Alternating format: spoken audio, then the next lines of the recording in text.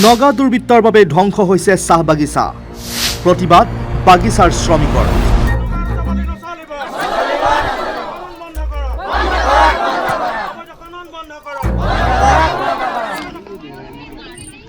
প্ৰথমে মন কৰক এই দৃশ্যটোলৈ। নাজিৰাৰ অসম নাগালেণ্ড সীমান্তৰ বিহুবৰ ঔগুৰিজান চাহ বাগিচাত এতিয়া এফালৰ পৰা এইদৰে চাহগছ উভালি দুৰ্বৃত্তই চলাই গৈছে শিল খনন কাৰ্য। ফলত একো একোটাকৈ বৃহৎ পুখুৰীলৈ ৰূপান্তৰিত হৈছে বাগিচাৰ এই অঞ্চলটোত। পিছে এই অবৈধ শিল খননত নগা দুৰ্বৃত্তক সহায় কৰিছে কোনে? জানিব পৰা মতে বিহুবৰৰ ৰিয়াজুদ্দিন শ্বাহ, সৌৰভ সিং, ৰাজা চন্দকে নগা দুৰ্বৃত্তৰে লগ লাগি দীৰ্ঘদিনে কৰি আহিছে অবৈধ খনন।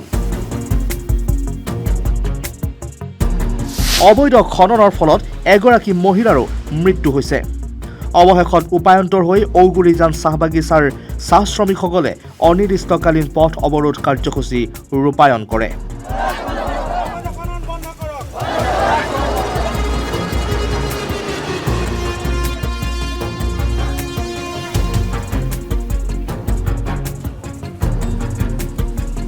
এই ক্ষেত্ৰত বন বিভাগ তথা বিভাগীয় কৰ্তৃপক্ষৰ ভূমিকা কি?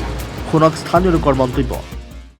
আজি আমাৰ ঔগুৰিজান চাহ বাগিচাত আপোনালোকে গম পায় আজি বহু বছৰ ধৰি অবৈধ খনন হৈ আছে এইটো অঞ্চলত।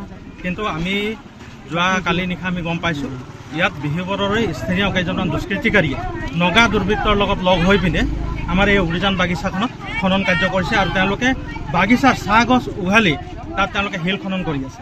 আৰু এই ক্ষেত্ৰত প্ৰশাসন সম্পূৰ্ণ নিৰ্বিকাৰ হৈ আছে। প্ৰশাসনৰ ফালৰ পৰা কোনো পদক্ষেপ লোৱা দেখা নাই। গতিকে আমি আজি স্থানীয় ৰাইজে চাহ বাগিচাৰ ৰাইজে আমি লগ হৈ আজি ইয়াত ৰোড ব্লক কৰিছোঁ আৰু ৰোড ব্লক কৰি পিনে আমি প্ৰশাসনলৈ এইটোৱে বাৰ্তা প্ৰেৰণ কৰিব বিচাৰিছোঁ, যদি বাগানখনে নাথাকে তেতিয়া এই বাগিচাৰ মানুহবিলাক কেনেকৈ জীয়াই থাকিব। গতিকে আমাৰ এটা দাবী আছে যে অতি শীঘ্ৰে যিসকল দুষ্কৃতিকাৰীয়ে খনন কাৰ্য কৰিছে তেওঁলোকক শীঘ্ৰে কৰায়ত্ব কৰিব লাগে। নগা দুৰ্বৃত্ত ইয়াত যিসকল জড়িত আছে তেওঁলোকক নাগালেণ্ডৰ পৰা মতাই আনিব লাগে, তেওঁলোকক কৰায়ত্ব কৰিব লাগে। আৰু যি এই খনন কাৰ্যত যি ফকলেণ্ড ব্যৱহাৰ কৰিছে এই ফকলেণ্ডৰ অনাৰ আৰু এই ফকলেণ্ডসমূহ জব্দ কৰিব লাগে। কিন্তু আমি বাৰম্বাৰ এনেকুৱা ধৰণৰ অৱস্থাৰ ওপৰত আমি প্ৰশাসনৰ ওপৰত আগতেও আমি বহুবাৰ আমি কাগজ দিছোঁ, প্ৰশাসনক জনাইছোঁ, কিন্তু ইয়াৰ কোনো সফল পোৱা নাই। গতিকে আজি আমি স্থানীয় ৰাইজ ইয়াত সমবেত হৈ পিনে আজি প্ৰতিবাদ কৰিছোঁ। আপোনালোকে গম পাইছে যে ৰাস্তা ব্লক কৰি দিয়া হৈছে আৰু আজিৰ দিনটোৰ ভিতৰত এই দুষ্কৃতিকাৰীসকলক যদি শীঘ্ৰে কৰায়ত্ব কৰা নহয়, তেওঁলোকে ব্যৱহাৰ কৰা ফকলেণ্ডসমূহ যদি জব্দ কৰা নহয়, তেনেহ'লে অনিৰ্দিষ্ট কাললৈ ইয়াত পথ অৱৰোধ কাৰ্য চলি থাকিব আৰু প্ৰয়োজন সাপেক্ষে আমি অৰ্থনৈতিক অৱৰোধ কৰিবলৈ আমি বাধ্য হ'ম। এই বাগিচাৰে ঔগুৰিজান চাহ বাগিচাৰ এগৰাকী মহিলা ফকলেণ্ডৰ তলত পৰি ভৰি কাটি পিনে তেওঁ মৃত্যুমুখত পৰিবলগীয়া হৈছিল। এনেকুৱা বিভিন্ন ধৰণৰ ঘটনা ঘটি আছে।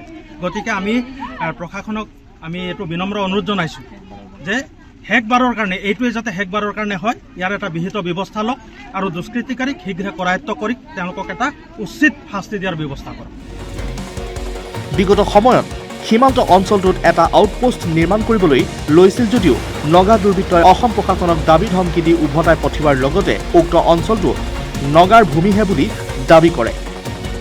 তাৰে সুযোগ লৈ কেইজনমান স্থানীয় লোকে নিজৰ লাভৰ বাবে নগাৰ সৈতে এইদৰে মিলি অবৈধভাৱে চলাই গৈছে খনন কাৰ্য। ফলত বাগিচাৰ শ্ৰমিকসকলে এইদৰে প্ৰতিবাদ কৰিবলৈ বাধ্য হৈ পৰিছে। এই প্ৰতিবাদৰ পাছতে এতিয়া দুৰ্বৃত্তৰ বিৰুদ্ধে প্ৰশাসনে কিবা ব্যৱস্থা গ্ৰহণ কৰিব নে নাই সেয়া সময়তহে লক্ষণীয় হ'ব। নাজিৰাৰ পৰা Asiful Hussain report, India today north east Assam.